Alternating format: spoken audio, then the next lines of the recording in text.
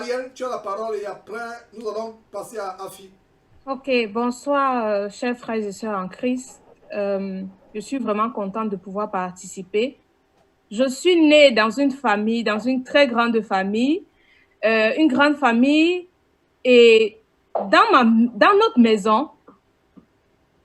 maison, j'aimais beaucoup le Seigneur. J'ai connu le Seigneur un jour où je rentrais des classes. J'ai ouvert la porte d'une une église catholique pourtant.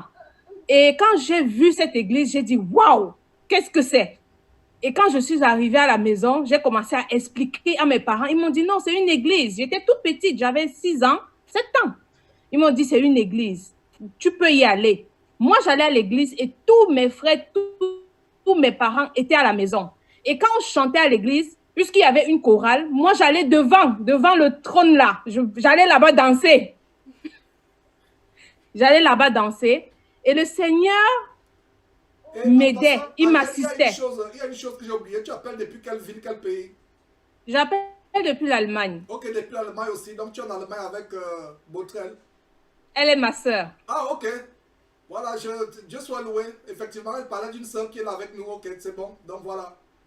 Et c'est une D'accord. bénédiction vraiment dans une famille de voir comment la lumière est arrivée et vraiment que Dieu vous garde, qui vous protège, qui vous conduit dans cette voie. Donc, Ariel, tu as la parole. Merci. Merci. Donc, avec le temps, j'ai commencé à prier, à écrire les lettres au Seigneur, à faire vraiment des prières. Et je voulais toujours faire un peu plus, toujours un peu plus. Quand je suis donc arrivée en Allemagne, j'ai continué à aller à l'église catholique. Mais je ne sais pas, à un certain moment, j'ai commencé à regarder tout ce qui était autour de moi et puis je n'étais pas satisfaite. Déjà, même depuis le Cameroun, parce que après l'église, en fait, le pasteur invitait les filles à venir manger avec lui. Et moi, je ne comprenais pas. Je disais, mais c'est bizarre, en fait. Comment ça se fait, en fait, que le prêtre peut inviter les femmes à l'église? Et j'ai commencé à chercher le Seigneur. J'ai commencé à dire, mais Seigneur, révèle-toi. Je ne sais pas si je suis dans la bonne voie. C'était vraiment subite. J'ai commencé comme ça. J'ai dit, est-ce que Seigneur, je suis dans la bonne voie? Le Seigneur m'a aidé et voulant vraiment chercher le Père Seigneur, je suis tombée sur une mauvaise voie. La mauvaise voie, je suis tombée chez Shora Kwetu. Alors, je peux dire, c'est le Seigneur qui m'a aidé.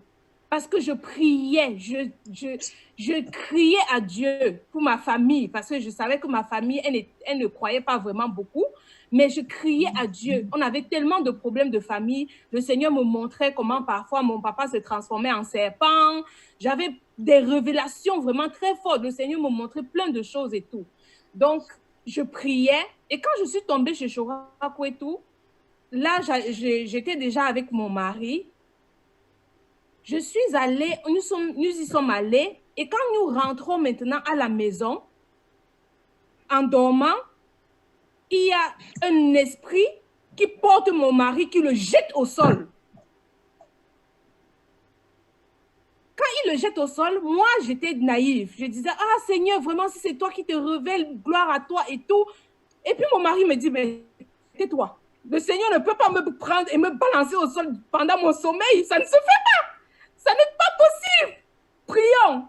On a prié et on a commencé à chasser cet esprit. On a dit, au nom de Jésus, tu Très bon pars discernement, d'ici. très bon Et discernement. le Seigneur m'a repris parce que quand on est arrivé à la réunion de Shorakwetu, mon mari, j'ai dit, je vais donner de l'argent. Mon mari m'a dit, tu ne donnes pas 5 francs. Je dis, mais non, je vais donner de l'argent. Parce que vraiment, il prêche et tout, la parole de Dieu. Et il me dit, tu ne donnes pas 5 francs. Je dis, je vais donner. Pardon, papa. Pardon, je t'en supplie. Ne fais pas ça. Et mon mari, à un moment, a lâché pour me faire plaisir. Il m'a donné de l'argent, j'ai donné. Et le Seigneur m'a fait comprendre que c'est cet argent qui est le lien qui t'a envoyé donner de l'argent. Je ne t'ai pas dit de donner l'argent, tu as donné par ta propre convoitise. Et voilà le résultat. Et non seulement ça, il y avait une Bible qu'il avait faite, j'ai pris cette Bible. Il m'a dit, tu vas me déchirer cette Bible morceau par morceau et elle va rejoindre la poubelle. Parce que ce n'est pas ma volonté. Tu vas débarrasser cette maison de cette Bible. J'ai dit, Seigneur, je me plie à ta volonté. je demande pardon. Je sais que j'ai vraiment fait quelque chose qui est mauvais à tes yeux. Et en ce moment, je commençais à suivre Jésus-Christ TV. Je commençais juste. Et en fait, j'étais partie avec mon mari. On s'est fait baptiser. J'ai été baptisée par une femme. Lui aussi, il a été baptisé. Et vraiment, en ce moment, c'était pas bien. C'était vraiment mauvais ce qu'on avait fait. Et j'ai commencé à demander pardon à Dieu sans même trop avoir. Et puis, le Seigneur a commencé à me dire, regarde comment il est orgueilleux, comment il parle avec autant d'orgueil. Est-ce qu'un être, je veux que l'homme, que ce soit l'homme ou la femme, qu'il soit humble, que ce soit des personnes qui ont l'humilité. Mais ce monsieur n'a pas d'humilité. Est-ce que tu le sais? Il n'a pas d'humilité. Je ne veux pas que tu suives ce monsieur. J'ai dit, waouh, Seigneur, je vais donc faire comment en fait? Qu'est-ce que je vais faire? Et je demande pardon. J'ai commencé donc à suivre, et c'est comme ça le Seigneur m'a guidé petit à petit. J'ai commencé à suivre Jésus-Christ TV. Quand j'essayais d'aller sur une chaîne, le Seigneur me disait, voilà ce que je ne veux pas. Je suis allée sur Karamérema. Une fois, le Seigneur m'a dit, plus jamais tu n'essayes une chose pareille. Parce que ça ne me glorifie en rien. Je ne savais même pas pourquoi le Seigneur me disait ça. Mais quand il me disait, j'abandonnais. Je suis allée sur d'autres sites, en fait. Le Seigneur enseigne-moi.com. Le Seigneur m'a dit une seule fois. Et puis le Seigneur me dit, arrête, je ne veux plus te voir là-bas. Je dis, mais Seigneur, finalement, il y a quoi? Il n'y a pas d'homme de Dieu. Ou bien c'est... Moi, j'ai commencé à croire qu'en fait, que j'étais extrémiste, que je n'étais pas normale dans ma tête. J'ai commencé à croire que, mais Seigneur, est-ce que ça vient vraiment de toi? Comment je vais faire alors? Je vais rester comme ça, je ne vais pas suivre d'enseignement. Tu m'as fait sortir de l'église catholique en me disant, non, tu ne veux pas que je sois là-bas. J'essaye tout ce que je veux faire, tu dis non. Et puis, je commençais donc à suivre les enseignements de Jésus-Christ TV. Et le Seigneur répondait à mes questions point par point. Il me disait, voilà pourquoi je ne veux pas, voilà pourquoi je ne veux pas, voilà pourquoi je ne veux pas. Je disais, oh Seigneur, que tu aimes tes enfants. C'est pas possible. Et puis les écailles commençaient petit à petit à tomber de mes yeux. Petit à petit à tomber de mes yeux. Je disais, mais Seigneur, mais c'est vrai. Et j'ai suivi une émission où le frère Georges parlait d'un pasteur qui avait même pris de la banane à une petite fille. Et lui, il était dans cette émission-là, il était en train d'expliquer comment est-ce qu'il a rencontré une femme dans un avion, il est même sorti de son corps, il est parti prier pour la femme, il a fait... Et il y a une émission de Shoah Kwetu que j'avais suivie où il expliquait presque les mêmes choses. J'ai dit, waouh, c'est pas possible. Mon Dieu, tu es grand. Tu n'aimes pas que tes enfants meurent. Tu ne veux pas qu'on soit dans la désolation. Tu ne veux pas qu'on suive des chemins tortueux. Tu es un Dieu de vérité. Seigneur, je me repens. Et aujourd'hui encore, Seigneur, je me repens. Je me repens d'avoir pris des voies qui ne t'honorent pas. Seigneur, je me repens. Puisses-tu, papa, avoir miséricorde, Seigneur, de tous ceux qui sont dans ces bâtiments, de tous ceux qui sont, oh mon Dieu, de tous ceux qui sont perdus. Seigneur, aie pitié de nous, parce que l'ignorance tue. L'ignorance amène en enfer. Il y a beaucoup de gens qui vont se retrouver en enfer à cause de l'ignorance. Seigneur, aie pitié de nous. Seigneur, réveille tes enfants. Réveille tes enfants. Nous avons besoin, Seigneur, que tu nous réveilles, Seigneur, que nous soyons bouillants, que nous soyons chauds, que nous soyons enracinés. Oh Seigneur, enraciné dans ta parole. Seigneur, qui est comme toi. Seigneur, oh Dieu Tout-Puissant, que ta parole tombe, Seigneur, sur une bonne terre. Une terre qui est fertile, une terre qui produit des fruits. Seigneur, réveille-nous de ce sommeil de mort. Seigneur, nous sommes vivants bien que morts. Nous sommes morts bien que vivants. Oh Seigneur, qui est comme toi. Seigneur, pour nous sauver. Qui est comme toi pour nous sortir, Seigneur, des vomissures, Seigneur, de ce monde. Seigneur, qui est comme toi, Seigneur, pour nous renouveler l'intelligence. Seigneur, qui est comme toi, Seigneur, oh Dieu. Papa, j'étais perdu, mais tu m'as racheté. J'étais perdu, ma famille est perdue. Seigneur, s'il te plaît, viens encore, Seigneur, nous retirer de la boue. Seigneur, coronavirus, oh Seigneur, c'est un démon. Seigneur, puisses-tu donner la foi à tes enfants, afin qu'ils n'aient pas peur du coronavirus. Coronavirus, c'est rien. Mes frères et sœurs, réveillons-nous. Prions pour nos familles. Ça ne va pas. Les gens meurent. Nos frères et sœurs. Oh Père éternel, aie pitié de nous. Aie pitié. Nous ne sommes rien. S'il te plaît, aie pitié. Nos frères, nos sœurs, nos familles sont en train de périr à cause d'un démon. Seigneur, s'il te plaît, réveille-nous. Aie pitié, s'il te plaît, Seigneur. Oh Dieu éternel, Père des armées, toi, Seigneur, qui nous as rachetés, envoyé ton Fils unique mourir, son sang a coulé, il a coulé encore. Seigneur, réveille nos hommes sont endormis. Réveille-les, Seigneur, pour qu'ils puissent, Seigneur, moissonner. Qu'ils puissent, Seigneur, oh Père éternel, entrer, Seigneur, dans cette moisson. Seigneur, réveille nos hommes. Nos hommes sont morts. Nos hommes sont morts, bien qu'étant vivants. Oh Dieu, que d'enfants qui périssent. Seigneur, oh Père éternel, le monde a besoin de ta parole. Le monde a besoin de ta parole. Seigneur, viens, mon Dieu. Viens, Seigneur. Ouvris notre entendement, oh Père éternel, pour que ces paroles, Seigneur, ta parole ne soit pas vaine à nos oreilles, Seigneur, s'il te plaît. Que ton esprit règne sur nous. Que ton esprit soit là. Oh Dieu Tout-Puissant, aie pitié de nous. Aie pitié. Oh mes frères, je vous en supplie. Je vous en supplie, réveillez-vous. Aimez la vérité. Aimez le Seigneur et ayez l'humilité. S'il vous plaît, sortez des morgues. Sortez des morgues. Réveillez-vous de ce sommeil de mort. Réveillez-vous, aimez la vérité. La vérité est difficile. La vérité qui vient du Seigneur est difficile. Elle est très difficile. La vérité qui vient du Seigneur est difficile. Les voies du Seigneur dans ce monde sont difficiles. Mais gloire soit rendue à Dieu de ce que nous sommes morts à la croix, morts avec Jésus. Nous sommes ressuscités. Nous sommes sur le trône de la gloire. Alors réveillons-nous. Réveillons-nous. Je vous en supplie, mes frères. Je vous en supplie. Je crie. Je suis à la porte. Réveillez-vous. Réveillez-vous, peuple. Réveillez-vous, revenez en voie droite du Seigneur, revenez, le Seigneur est là, je vous en supplie,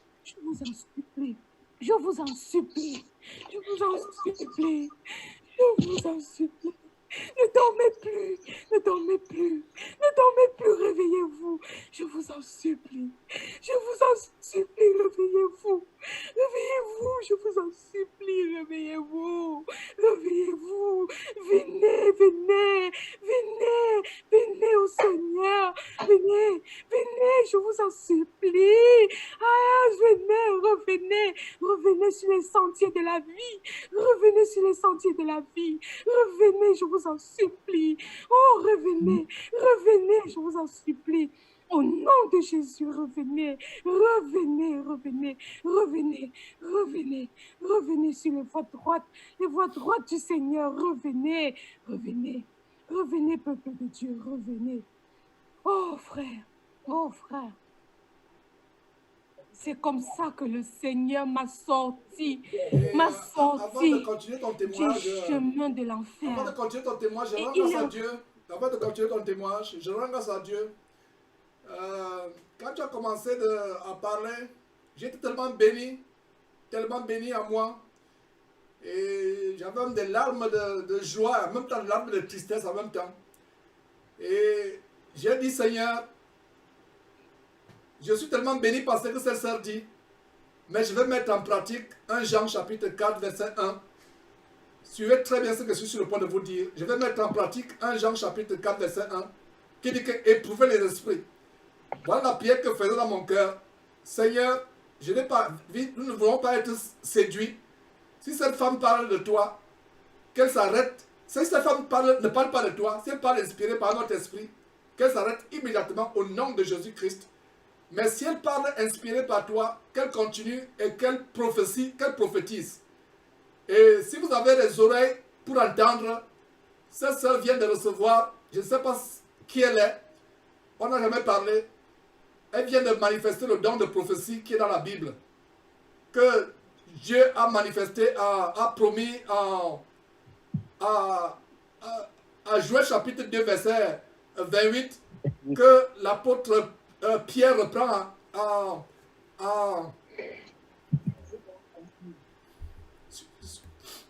dans la joie.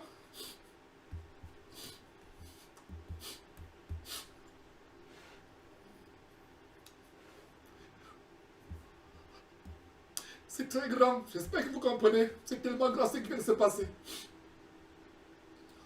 C'est tellement grand. Je ne savais pas que cette réunion d'aujourd'hui aurait produit ceci. C'est tellement grand. C'est rare d'entendre les prophéties aujourd'hui. Ça fait longtemps que j'ai entendu une prophétie dans une réunion de prière. Je viens d'entendre une prophétie et l'océan nous parlait. Ne voyez pas rien. D'ailleurs, il n'y a pas son image. Les voix de Dieu sont insondables. Dieu n'a pas voulu qu'elle mette son image pour que vous ne sachiez pas de qui il s'agit. Dieu a voulu ainsi. Et je suis dans la joie parce que l'océan nous aime. Et c'est une prophétie qu'elle vient d'avoir, un don de prophétie. Ça fait longtemps. Même nous ici à Houston, quand on se réunissait par le passé, et même jusqu'à présent, je n'avais jamais entendu une prière de prophétie dans une réunion. Un don de prophétie se manifester. Et étant sur Internet, étant à distance, Dieu manifeste sa joie, opère une parole de prophétie par la voix d'une sœur, lui donne le don de prophétiser. Je ne sais pas qui c'est, je sais seulement que c'est Ariel, il n'y a même pas son image. Et je sais pourquoi Dieu n'a pas voulu qu'il y ait son image. Et voilà, j'ai prié du temps que dit Seigneur, c'est tellement beau pour être vrai. Si ça vient du diable, qu'elle se taise automatiquement au nom de Jésus-Christ. Mais si ça vient de toi, qu'elle prophétise. Et je sentais la prophétie venir au point où elle ne parlait plus d'elle-même, mais elle parlait de la part de Dieu, ne sachant pas que j'étais en train de faire cette prière dans mon cœur. Voilà donc le grand témoignage. Et sœur, que Dieu te bénisse et rends grâce à Dieu pour ce grand don que tu viens de recevoir. Et que ce don ne t'enfle pas d'orgueil. Au contraire, que ce don t'amène plus à être encore plus à terre. Tombe à terre, tombe même plus bas que la terre. Soit à partir d'aujourd'hui, allongé sur terre, soit allongé sur terre. Mais je pleure pourquoi j'étais dans un ministère pendant 24 ans, le ministère de la Voix internationale, où on forçait les gens à prophétiser. Je ne savais pas que mes oreilles pouvaient entendre une prophétie authentique venant de Dieu. Parce qu'on forçait les gens, il y a des personnes, comme je l'ai dit, qui récitaient les paroles avant et venant à la réunion, les récitaient, disaient que je parle de la part du Seigneur. Voilà une prophétie authentique. Je ne savais pas aussi qu'on devait dénoncer un faux pasteur. Je n'ai pas prévu de dénoncer un faux pasteur aujourd'hui. J'ai dit, je ne dénonce pas. Dieu m'a dit, à travers Ariel, tu avais tort. Il faut dénoncer, dénonce et dénonce. Et je vais continuer. Je n'avais pas prévu. Humainement, j'ai dit, ça c'est une réunion de prière. Mais regardez comment Dieu lui-même conduit les choses et expose le satanisme dans le corps de Christ. Et nous allons continuer à dénoncer. Mais revenons sur l'essentiel. L'essentiel, c'est que la prophétie vient de se manifester. C'est un grand don. Si vous allez dans 1 Corinthiens chapitre 12, un grand don. Donc, c'est Ariel, je ne te connais pas. Que cela te conduise à plus de repentance, à plus chercher Dieu. Et les dons de Dieu, c'est pour bénir. Tu nous as bénis. Je ne suis pas la seule personne à être bénie, je suis certain. Nous, Dieu, nous sommes tellement touchés, bénis par ta prophétie, que le Seigneur te bénisse. Et nous rendons grâce à Dieu pour cela. Seigneur Dieu, je te rends grâce de ce que tu nous montres de grandes choses. Je n'aurais jamais su que mes oreilles verraient encore, dans ces temps de refroidissement général, que mes oreilles entendraient une prophétie authentique venant de toi. Je ne savais pas que tu pouvais encore parler à ton peuple. Merci Seigneur Dieu de ce que tu viens de parler au travers de cette sœur dont nous ne connaissons même pas le visage. Seigneur, bénis-la, bénis son mari. Que tout ce qu'elle a demandé dans sa prière et tout ce qu'elle a prophétisé, Seigneur, nous t'en supplions que cela se réalise. Nous voulons des hommes qui se lèvent. Les femmes ont pris la place des hommes, c'est pour ça qu'on a de plus en plus ces femmes qui sont dans la désobéissance, dans la rébellion, en usurpant les ministères. Et nous comprenons que malgré leur zèle, elles sont dans l'erreur, mais Seigneur, pardonne-leur leur zèle. Elles ne savent pas ce qu'elles sont en train de faire. Suscite des hommes qui puissent réveiller le peuple à travers le monde, qui est des bergers selon ton cœur. Je t'en supplie. Merci encore pour cette parole de prophétie qui vient de se manifester puissamment parmi nous. Et c'est la preuve que tu es au milieu de nous, Seigneur Dieu. Merci au nom de Jésus-Christ. Amen. Amen. Continue avec ta parole. Amen. Oui, frère Georges. Donc, comme je disais, le Seigneur m'a donc aidé. J'ai continué à suivre les émissions de Jésus-Christ TV et j'ai commencé à me débarrasser tout doucement. J'ai commencé à me débarrasser tout doucement des mèches. J'étais une coiffeuse. C'est avec la coiffure que je gagnais aussi mon pain. Et le Seigneur m'a sorti de là. Il m'a dit, c'est pas ce que je veux pour toi, ma fille. Tu vas faire autre chose. J'ai laissé les mèches. Quand j'ai laissé le maquillage, je me rappelle, j'ai laissé le maquillage, le vernis et tout.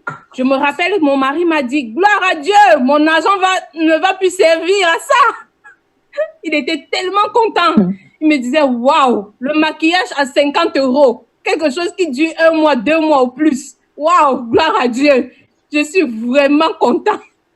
Il était très béni de ce que j'ai décidé de laisser le maquillage. Et le Seigneur a commencé à me transformer petit à petit. Le Seigneur a commencé à m'aider, m'assister. Et j'ai commencé à parler à mes frères, à mes soeurs, à mes parents. Et malheureusement, au départ, j'avais enregistré les émissions de Shoah Kwetu que j'ai envoyées à ma maman. Et elle-même, après un moment, elle m'a fait la remarque, mais ce monsieur est tellement orgueilleux. Il ne reflète rien du Seigneur. Elle-même qui est païenne, elle n'allait pas à l'église. Donc, elle-même m'a dit non, je le suis, mais quelque chose qui cloche. Donc, c'était juste une parenthèse. J'ai donc continué à suivre les émissions de Jésus-Christ TV, à parler à mes soeurs, à mes frères. Et frère Georges, 1 Corinthiens 10-13, c'est manifesté, ce que tu venais de lire tout à l'heure, c'est manifesté dans ma vie parce que mes frères ne comprenaient pas, mes soeurs ne comprenaient. J'ai essayé de tout faire. Le Seigneur m'a béni parce qu'il m'a aidé quand même à les assister du mieux que je pouvais. Et j'ai beaucoup parlé à mes frères. Je leur disais non, il faut laisser telle chose, c'est pas bien. Attention, vous allez tomber. Attention, moi, votre soeur, je fais des efforts. J'ai laissé les mèches, les maquillages. Vous voyez comment je suis. Essayez, le Seigneur va nous bénir. Et moi, dans ma tête, c'était du genre, on devait faire une grande réunion de famille. Donc, c'était une église de famille, en fait. Et tellement il faisait des choses. Et le Seigneur, chaque fois que mes soeurs organisaient des fêtes, le Seigneur me rendait compte. Quand il parlait en mal de moi, le Seigneur me disait tout ce qu'il disait de moi. Quand il faisait quelque chose derrière mon dos, le Seigneur me faisait le savoir. Parfois, c'est quelqu'un qui m'envoyait la vidéo. Parfois, c'est eux-mêmes, quand ils envoient leur message, au lieu d'envoyer au destinataire, c'est à moi qu'ils envoyaient. Et après, ils essayaient de se justifier.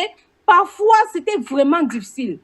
Et c'était difficile au point où j'étais découragée. J'étais sur le point de lâcher. J'étais sur le point de dire, mais Seigneur, si tu m'as aidé à les assister, si tu m'as aidé, c'est toi qui fais toutes choses. Comment est-ce que personne d'entre eux ne comprend?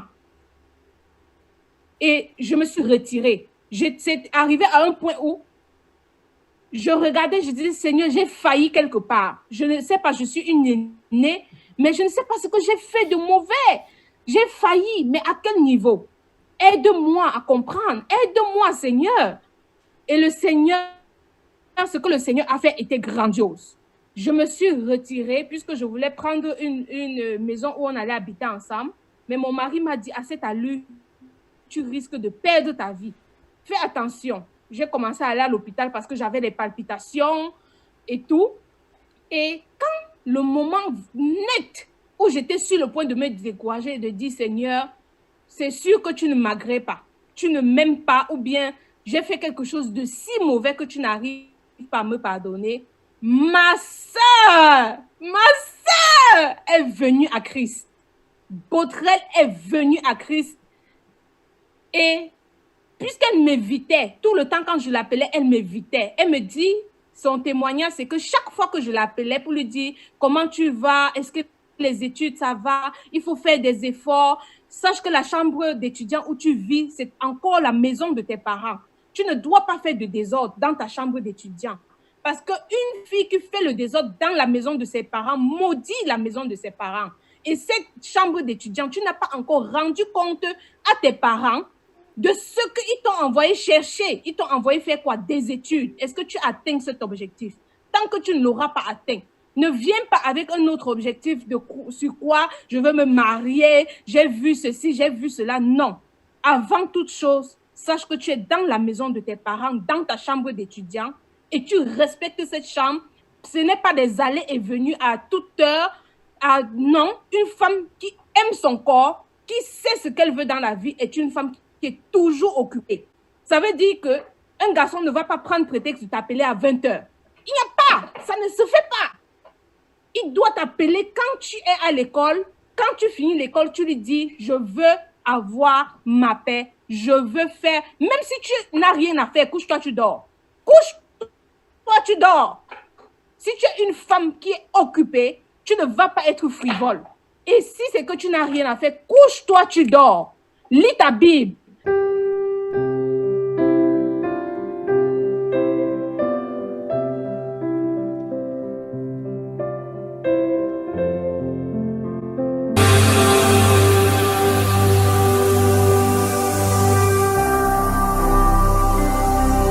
Jésus-Christ TV, vous connaîtrez la vérité et la vérité vous affranchira.